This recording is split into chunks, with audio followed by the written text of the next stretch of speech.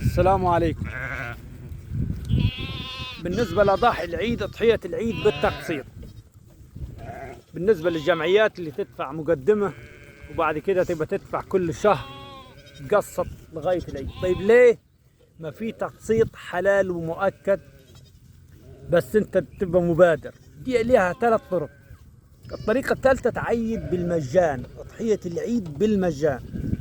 الطريقة الأولى هي انك تدفع تشتري جدي صغير، اهم حاجه يكون معدي السنه، يعني مولود قبل العيد. تشتري عادي بعد العيد بشهرين بس يكون متاكد انه مولود قبل العيد، يعني عنده 3 شهور لغايه وتبقى تاكل فيه. يبقى القسط بتاعك بدل ما تدفعه للجمعيات، القسط بتاعك هو ايه؟ اكل وشرب ومصاريف لغايه العيد. تكون عيدك عندك الحولي.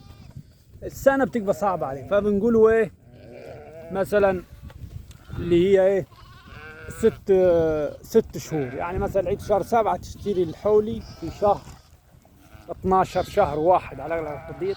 طبعا لازم كل ما المدة تبقى ياما كل ما تكسب معاك، كل ما ايه السعر بيبقى هوين عليك. الطريقة الثانية لو انت ما عندكش مكان وما تقدرش توكل والكلام ده، ممكن تشتريه وتركنه عند واحد جناي.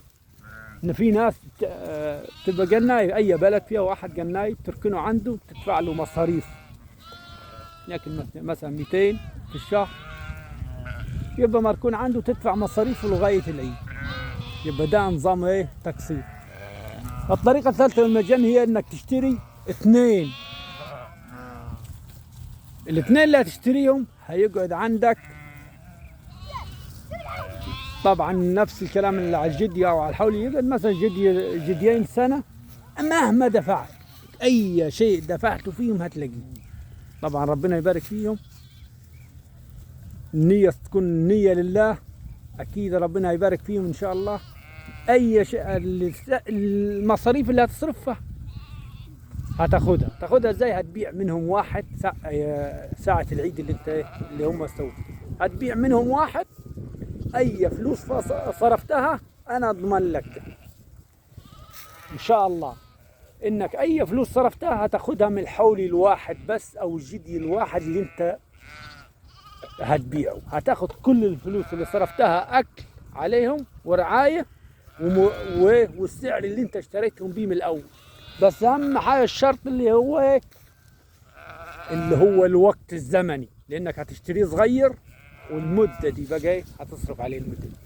2 هتبيع واحد منهم، الواحد اللي اشتريته ده مهما كنت تشتريهم بالسعر ومهما صرفت عليه، الواحد اللي هتبيعه منهم هيجيب لك كل الفلوس اللي انت دفعتها فيهم هم الاثنين. يفضل معاك واحد تعيد بيه بالمجان. وكل عام وانتم بخير.